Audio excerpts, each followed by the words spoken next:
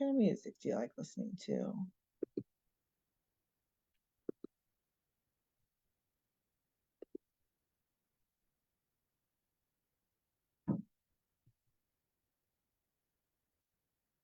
Is there anyone that'd like to start? Okay, I'll start. Yeah, thank you. I like especially rap, Mm-hmm. music. My favorite song is "Money Tree" by Country Llama. Mm-hmm. The type of music like in my country is nostalgia by Big Bad Band. Here is the most of the famous band in Myanmar. Okay. Uh, in here, a lot of music is trending, but I don't like because uh their music taste is not good. Mm. Mm-hmm. I'm trying to listen to this. Sorry to them, but they can't make me satisfied. They are not good. I think Mm-hmm. they should learn like music modern. But the old school is more better than the new generation, I think. Okay. That's how I sort of feel. When I mainly know American music. I know some music from other countries, but like sometimes I get to go see my like great uncle. He's like in his 80s and he loves to sing. And so he sings like all these really old songs and they're so great and they're beautiful. I personally am like not into like the modern pop songs, but like the very old fashioned songs. I think they were well crafted. Yeah. That's awesome. Thank Thank you you. for sharing. Yeah. Who else would like to share? Can I? Yes, Henry. For me, I like hip hop and rap mostly. Mm-hmm. For my favorite song, I like Jimmy Cooks by Drake and 21 Savage. Mm-hmm. In my country, there's lots of types, but I have only heard of like classical songs most. Mm-hmm. What music is for like in my country? There are a lot of popular music, but I don't know specifically because I don't listen to that, and I think like classical songs are a little bit popular nowadays. Mm-hmm. Awesome. Yeah. Thank you for sharing. Hi, True. I just got in here and I don't know what to do. Oh, we're just kind of sharing. We'll do a kind of talk about vocabulary a little bit later, but right now we're just kind of sharing, give you a chance to practice your English. And the prompt is on the screen. Just kind of what kind of music do you like? Do you have a favorite song? Is there a type of music that's really popular right now? Whether you enjoy it or you don't. Yes, True. Yeah. Is there anyone else who'd like to share? Yeah, Mm-hmm. yeah. I like pop music. Mm-hmm. Yeah, my favorite song is "Love Yourself" by Justin Bieber. I Mm-hmm. really like singing this song because it's made me happy and to love more and more for me. And then Mm-hmm. sometimes there's nobody to inspire me and to encourage me at the time. I actually listen to this song. That's why I really love this song, Justin Bieber, "Love Yourself." Yeah. So Yeah. yeah, in my countries, classical music is very popular in my countries right now. Yeah, Okay. Yeah, that's thank you. awesome. Uh-huh. Yeah. Thank you for sharing. Jack, would you like to share? Okay. Yeah. Yes. I think this question is not the first time. We already did it before. Okay. Sorry about that. I want to try that. So my favorite type of music, like country. Mostly, I used to listen country song and like Mm-hmm. uh country song versus like pop songs.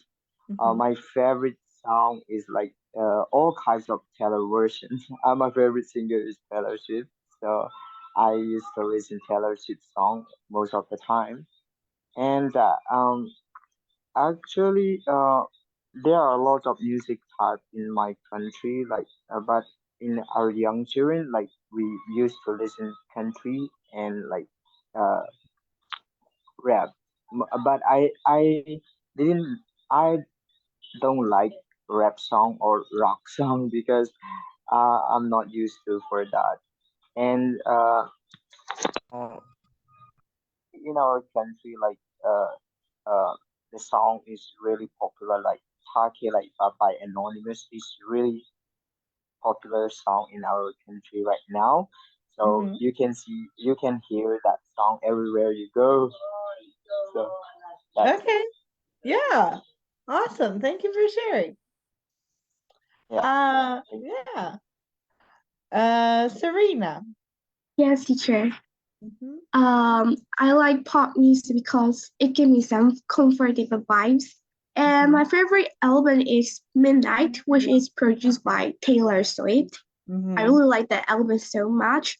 And there are a lot of types of music, but I think Mhm. the most popular one is maybe about traditional musics from a country, from Mhm. Myanmar especially. And I think K-pop music is quite popular in my country right now because a lot of people, especially from my friends and my neighbors, a lot talk about K-pop. So I think K-pop music is really popular in my country. Mhm. I feel like a few years ago, at least in my world, K-pop, like I don't know, 5, 6 years ago, kind of was super popular. It's died down a little bit, I think, here, at least the people I know. But right now, Taylor Swift music is very, very popular. Uh, a lot of people talk about her music. Yeah. So, Yes, yes, uh-huh. Thank you for sharing. yes. Mary, would you like to share? Sure, teacher. The types of music that I like are jazz, pop, and country songs. And my favorite album is Folklore by Taylor Swift, and also she's my favorite artist. Mhm. There are a lot of types of music that come from our country, but I'm from Chin State, and the type of music that come from our region is that's like old folk songs, old people, and like most of our the elders can sing our traditional songs on like culture days and some types of Chin special days. Mhm. And I guess Taylor Swift renew album 1989 Mhm. is the most popular right now in our country, I Mhm. guess. Yeah. She must be kind of sweeping the globe. Yeah. That's cool about your guys's sorry, your guys's traditional music. It sounds like it's very cultural. It has meaning to it. Yeah, that's wonderful. Well, thank you guys for sharing. We'll go ahead and get started on our article over here. I copied and pasted it from, oh, I don't remember what website anymore.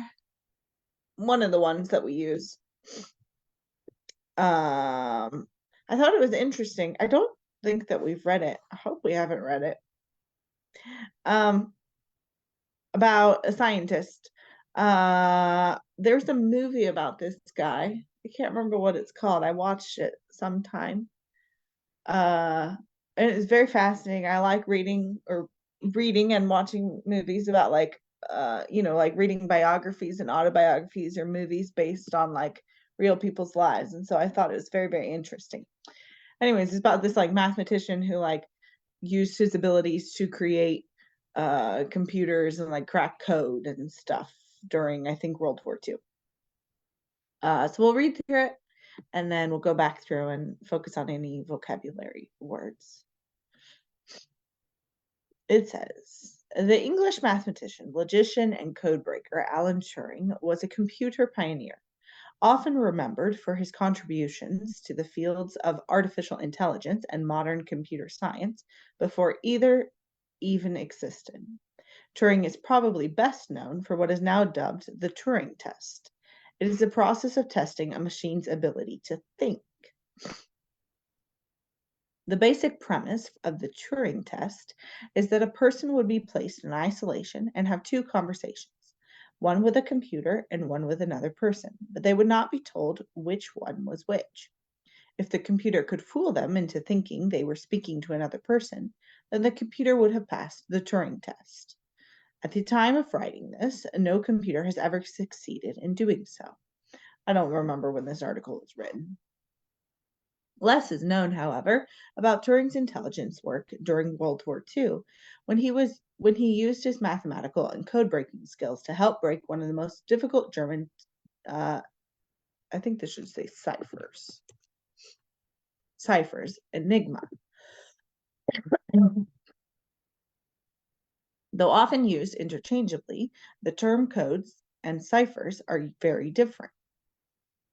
A code changes the meaning of a word or phrase by replacing it with a different word. Sorry, I'm like trying to get over a cold, so I have a cough that won't go away.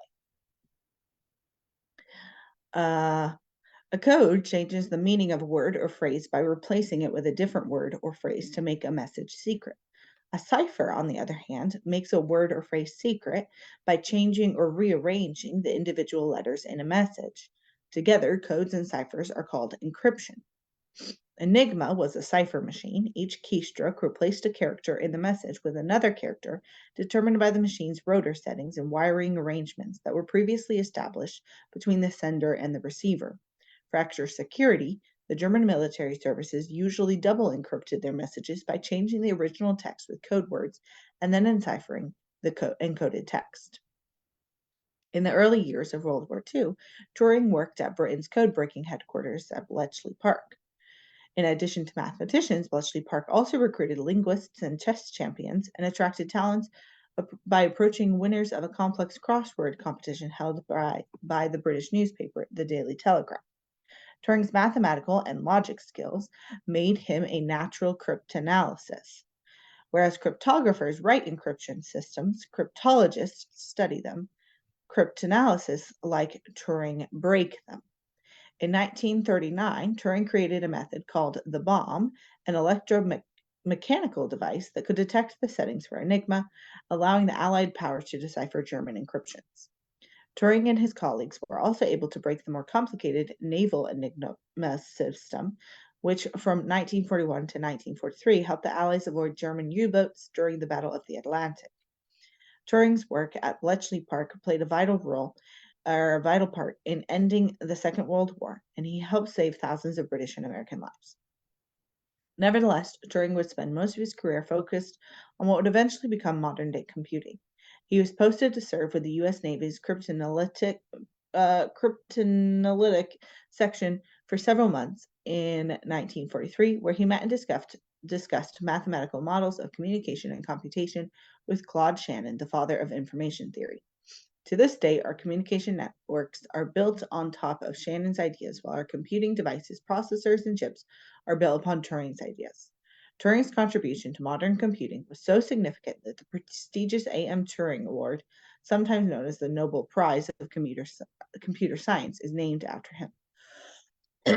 It wasn't until the 1970s that the story of Enigma could be told and Turing could be recognized for his significant contributions to computer science, the world of cryptography, and the defeat of Germany and its allies in World War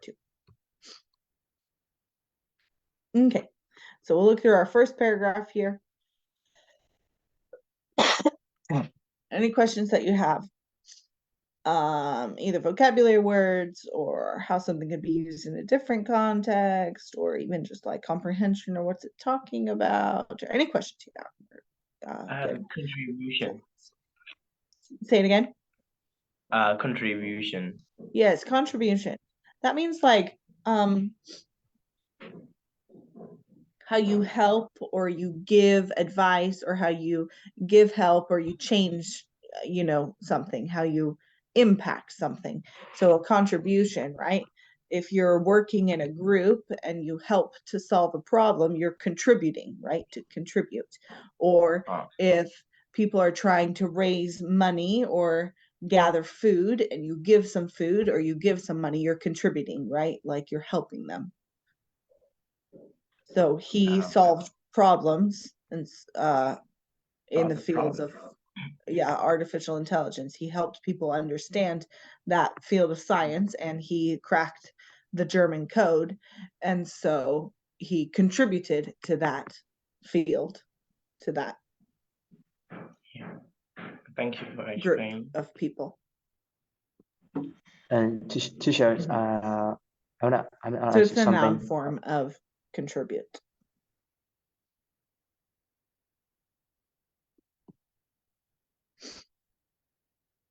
Teacher, what is the Turing test? What's that? Did you say Turing test? Yes, yeah. Yes.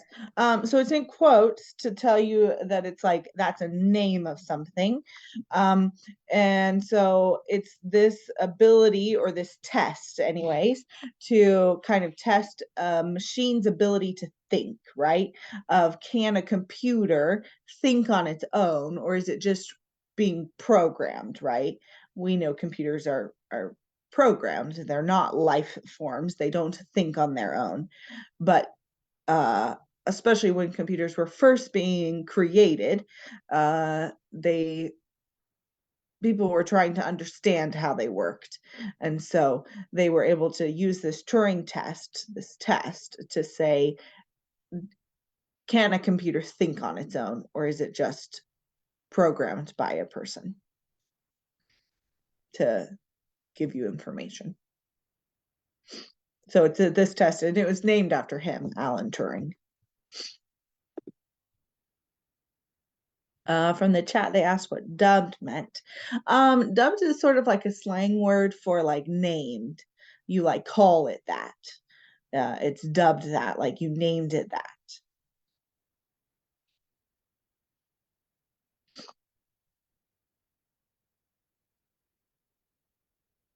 Anything else from this first paragraph?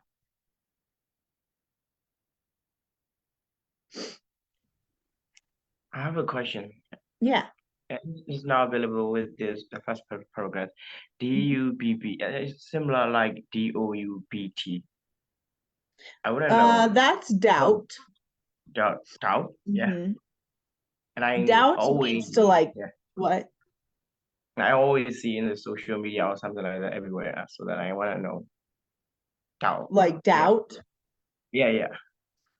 Doubt means to like question or not believe.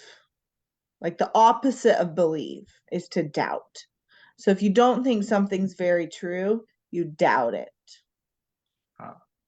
Mm-hmm. Doubt. Yeah. Or Thank if you you. think someone's lying, then you'll say like you doubt that that's a true fact, or that you're having doubts about, like if you think that it's not going to work out or you don't really believe it, then you doubt. Or Yeah, if good someone is question. lying, yeah. If someone is lying, we automatically know it. Just like Well, like, okay, so let's say you tell me a lie, right? I can say, I doubt what you're saying is true. Like, I don't believe you. Like, if I think you're lying to me, right? You say, like, I doubt that you're telling me the truth, right? So it just means that you don't believe something is true.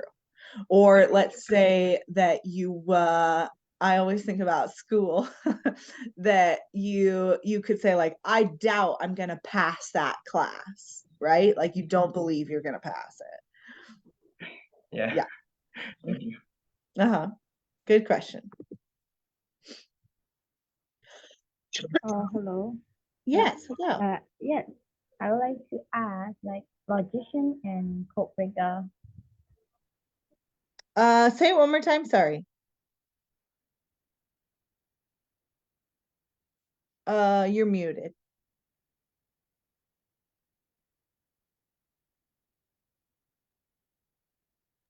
She said wasn't able- logician and code Oh, breaker. code breaker. Thank you. I wasn't able to hear what you said. Sorry. So logician is the noun form to say a person who studies logic.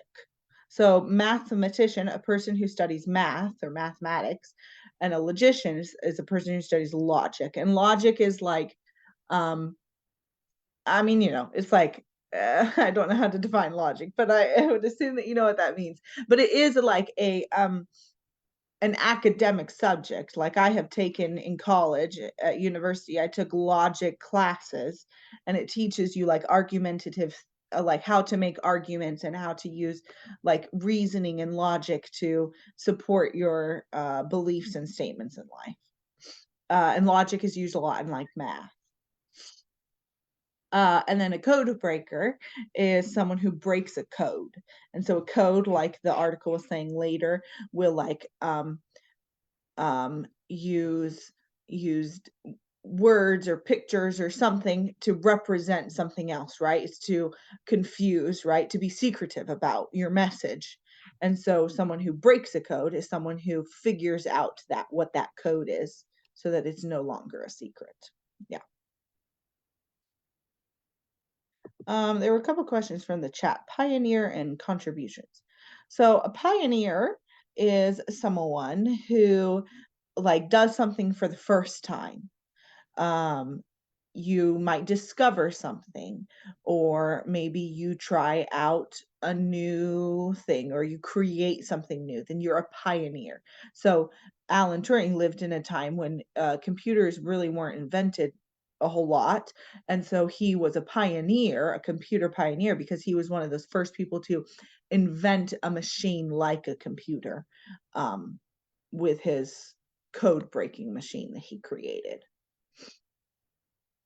Contributions, I'm going to see if I'll look up a definition and see if I can define that better.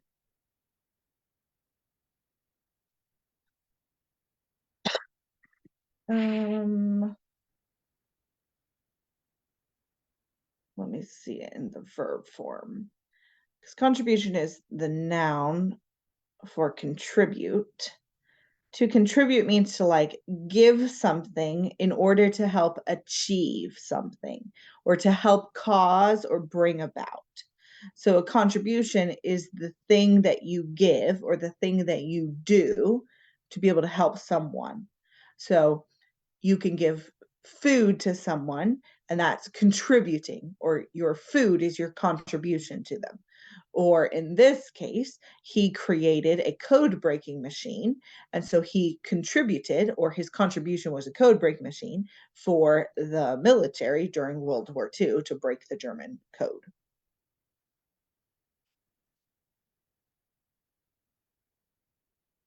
Great questions. Okay, we'll move to our second paragraph here. I'll go ahead and read it, and then we'll ask any questions.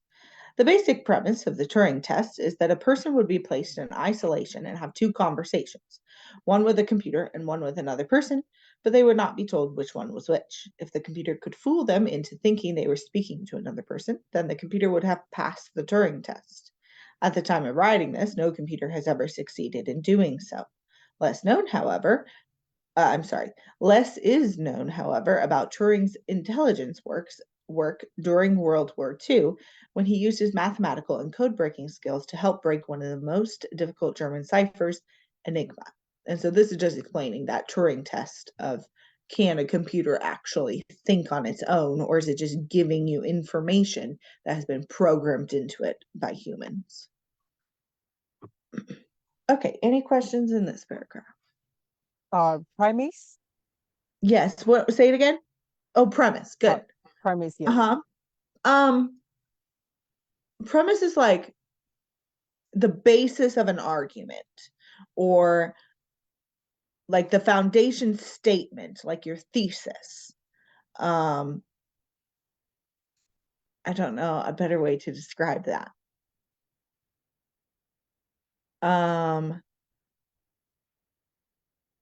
Premise, yeah, like the basis,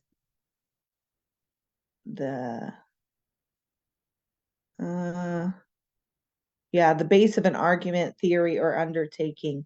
Like you build upon it. So like it's like you say, if this is true, right? That's your premise. Like if we accept that this thing is true, then this other thing would be true, right? So you can like the basic premise would be in this case is that a person can have a conversation with another person and know that they're a person, obviously. And so if a computer can fool a person into thinking they're a person, then maybe they're thinking on their own.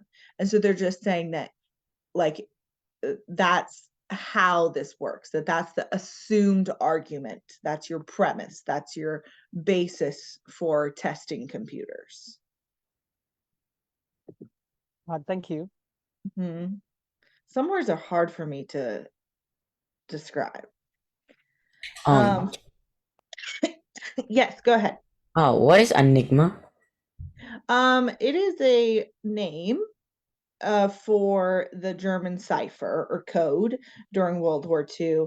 The German military communicated with each other about like their plans and stuff during the war using this like code cipher, and they named it Enigma. I don't know if it was like an acronym for something or they just named it that, but that's just what it's called, that code that they used.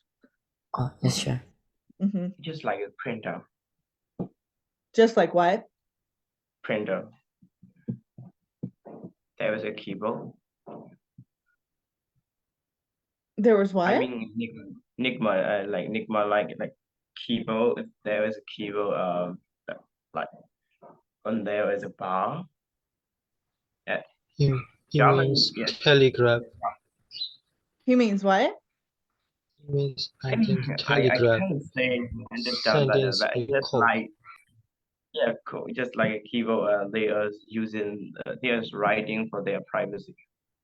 Oh, got it. Like a keyboard, like a computer. Yeah, Yes. But it was all like encrypted and it was all in code and yes. Uh-huh. And that was just the name of their particular cipher that they used. Yes. Mm-hmm. Sorry. Can I ask you a question? Yes.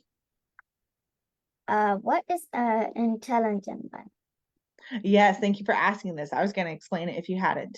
So normally intelligence means like being smart, is your ability to think and reason and argue and understand and comprehend and all those things. In this case, that's not what it's referring to. This context is saying like spy work, finding secrets of your enemy is intelligence. And I don't know exactly why they call it that, but it's essentially being a spy. I have a question. Uh-huh. Yeah, what's the meaning of less is known and how I should use it? Less is known. Yeah.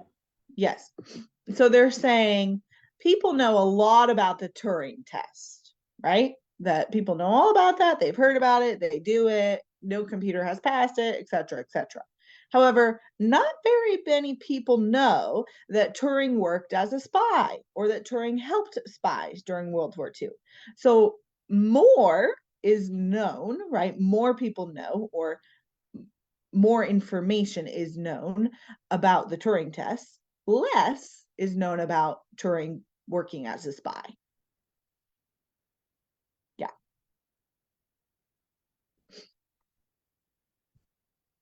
There were a couple questions from the chat. Isolation means to be alone. When you're alone with someone, you're isolated, or when you're alone by yourself, you're isolated. Anyone that's alone is isolated. Cipher, I would define a cipher as a code, but down here they define a cipher as a word or phrase that you make secret by changing or rearranging the individual letters in a message. So if we were to take this sentence and turn it into a cipher, then we would take all these letters from this sentence and we'd rearrange these letters so that they are hard to understand. But there'd be some type of pattern to it so that someone on the other end who knows that pattern or knows that cipher is able to figure out your message. So sometimes people will put like every third letter is the actual letter, or they'll say an A is actually an I. So every time you see an A, you have to put an I. Like it's just substituting letters for other letters or rearranging those so that you can't read it unless you know the code or unless you know the cipher to figure out what it's actually saying. And then the two more from the chat were conversation and intelligence. So we talked about intelligence, and then conversation is just talking, two people talking to each other back and forth. That's a conversation. Good. Yeah, I have one. Mm-hmm. Yes. Yes, premise. Oh, I know. I didn't define it very well. It's like the basis of an argument or belief. It's like I don't know how else to define it. Yeah, I noticed that another word is also like premise. This is I'm confusing about the words like premise, like No, that's okay. Is the other word in here, or is it something else that you know?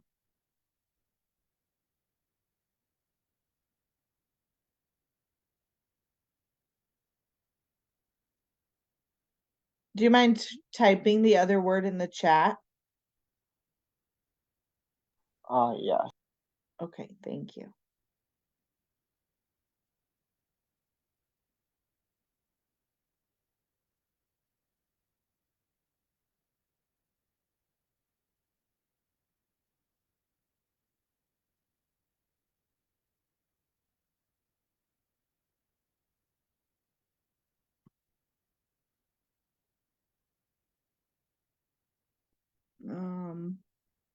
Oh, premises. Premises is just the plural form of premise. And then a premise is like, okay, so like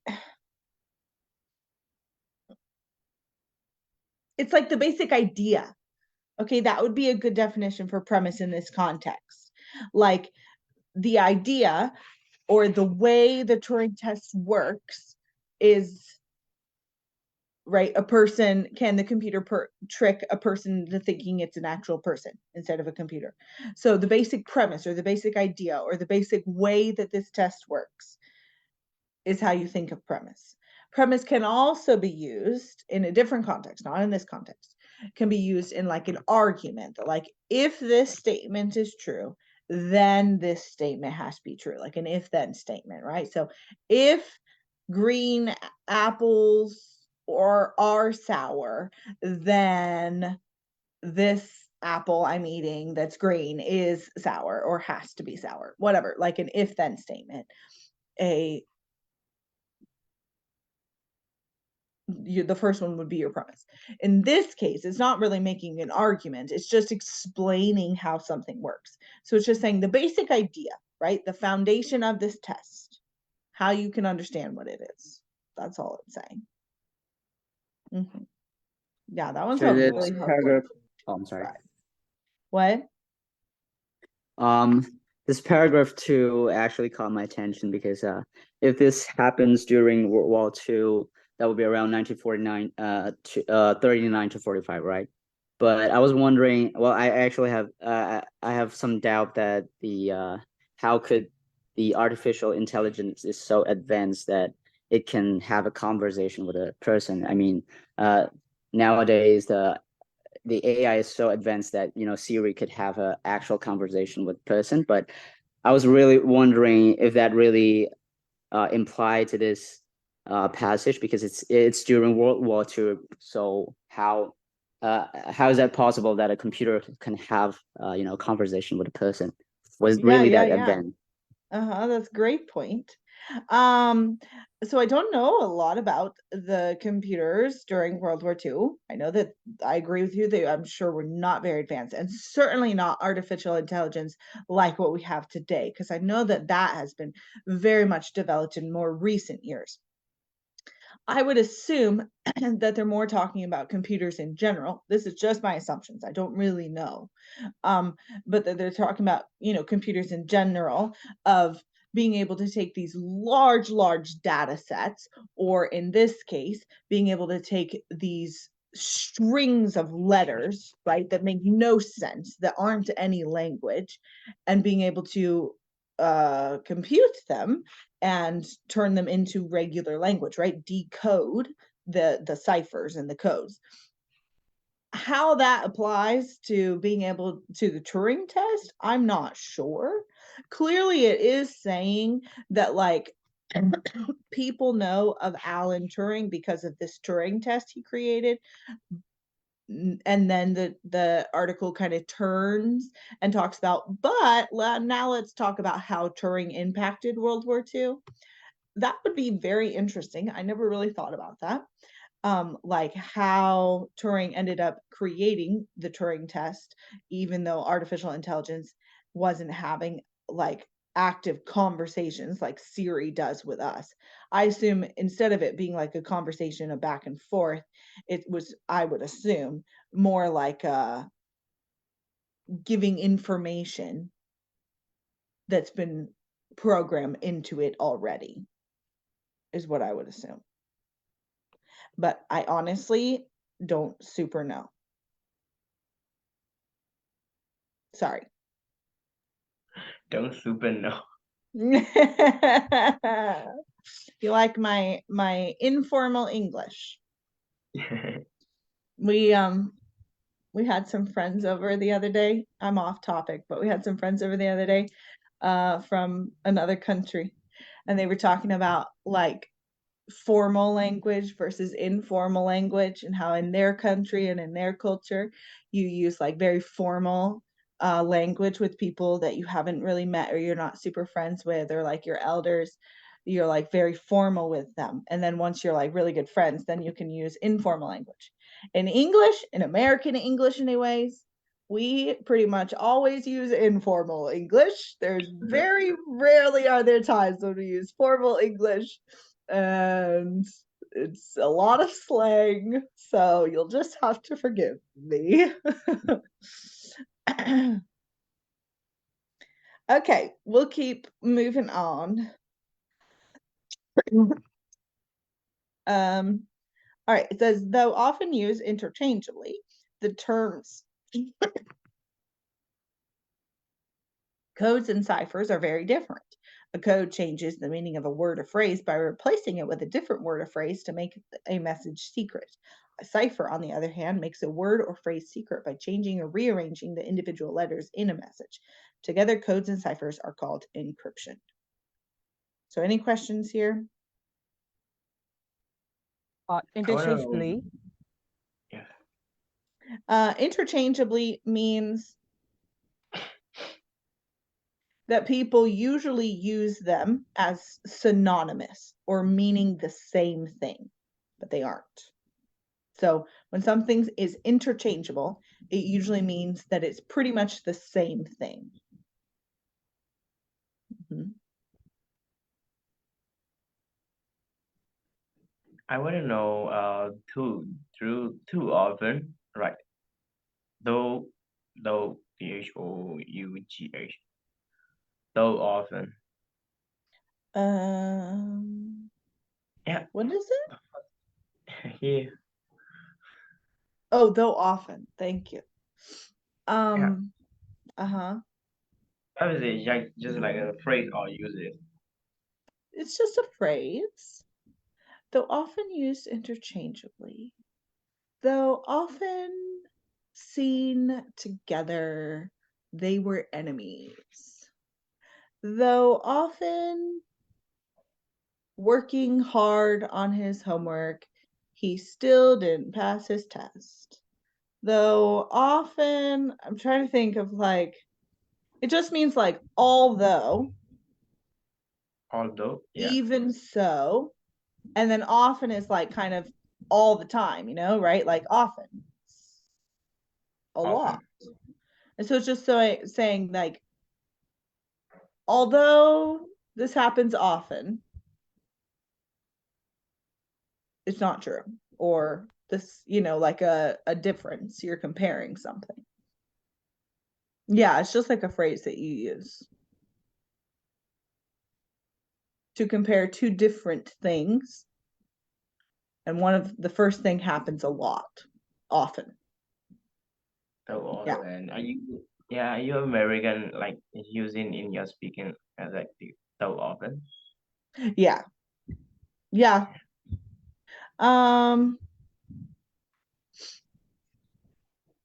I don't know that it would be used all of the time. Yeah, Like that's my friends aren't saying though often a lot. Yeah, everybody are not the same. Yeah. I would imagine it's probably more used in writing than speaking. Think Written English tends to be more formal than spoken English, American English. correct. Okay. Were there any other questions from this paragraph? Yes, I have one. It's like, even though I read the passage, I really don't understand that the term codes and cipher differences. So a code, right, changes words. So, right, I say this phrase, okay, you are smart, okay, but I want it coded, right? So I'm gonna say, okay, you equals some other word, old, and are equals some other word, I don't know, two, and smart equals some other word like young, right? I don't know, I'm just making something up. So then you would write your code, old, smart, young, right? This is a phrase or sentence that makes no sense, right? Old, smart, young, like what in the world does that mean? But if you have your code that tells you what each one of those words actually is, then you can translate, or you can substitute those words. You say, okay, old is actually you, and two is, whoops, I said, yeah, two is actually smart, or whatever it was that this should be two, I guess, right? Right, two is actually are, and then young is actually smart. So you're just substituting words or phrases. In a cipher, you're changing actual letters, right? So you have the word smart, that's what you're trying to cipher. So you say, okay, S equals A, and M equals R, and etc. And so then you use these other letters to write that word. If you know the cipher, then you can figure out what that word is. So it's just saying that the code uses words or phrases, and a cipher uses letters. Yeah, that was something I had never known. I get it now. Thank you.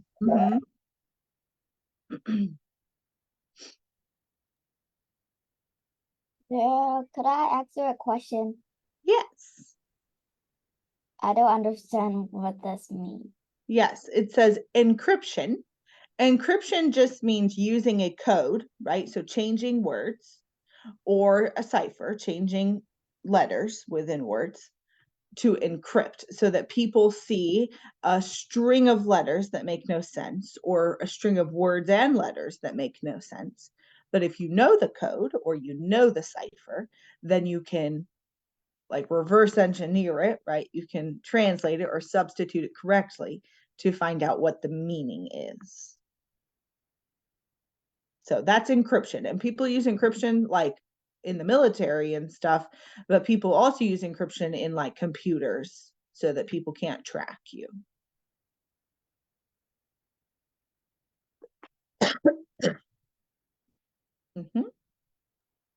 Yeah, I have a question. Yeah. Yeah, can you explain between formal and informal language?